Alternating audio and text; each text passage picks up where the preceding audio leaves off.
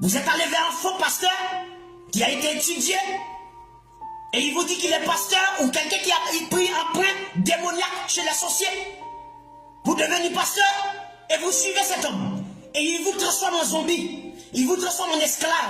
Il vous transforme en misérable, en pauvre. Parce que vous prenez tout ce que vous avez. Vous donnez à un escroc, un démon, un voleur. Regardez dans toutes les églises traditionnelles. Tous les pasteurs, ce sont eux qui sont les plus riches dans l'assemblée. Jamais vous allez trouver un pasteur misérable. Jamais. C'est pour cela que quand vous êtes à l'étranger, vous prêchez la parole. Les gens du pays, les gens au pays, là, au bled, ces gens vous disent que vous êtes riches. Parce qu'ils pensent que vous prêchez le même évangile que ces escrocs. Pourtant, le plus pauvre de l'assemblée, c'est le pasteur.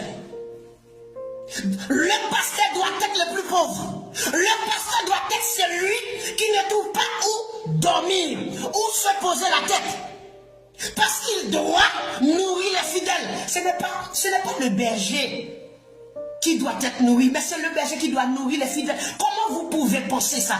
C'est les brebis qui nourrissent le berger. Au lieu que le berger prenne soin des brebis, ce sont les brebis qui prennent soin du berger. Le berger doit prendre soin des brebis. C'est ça en réalité.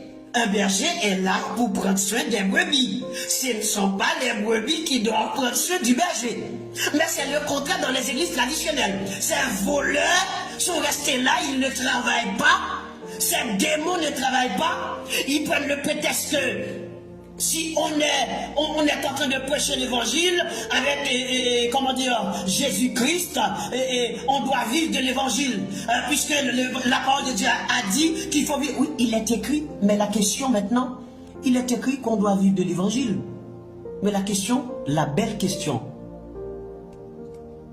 l'apôtre disait quoi? Quel apôtre qui se laissait nourrir par l'église? Avez-vous un texte pour prouver cela? Parce que les apôtres savaient que c'est la parole que l'Église prenne soin d'eux.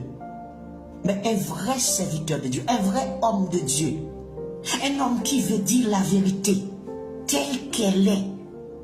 Vous pensez que cet homme va se laisser nourrir par des gens, par l'Église? L'apôtre Paul avait dit que je préférais mourir que de me laisser enlever ce sujet de gloire. Je sais que j'en ai le droit, mais je ne me laisserai pas enlever ce sujet de gloire. Et les voleurs d'aujourd'hui, ce sont leurs prétextes qui sont venus pour voler et escroquer les gens. Le mec, il était pauvre, il est devenu pasteur, il est riche.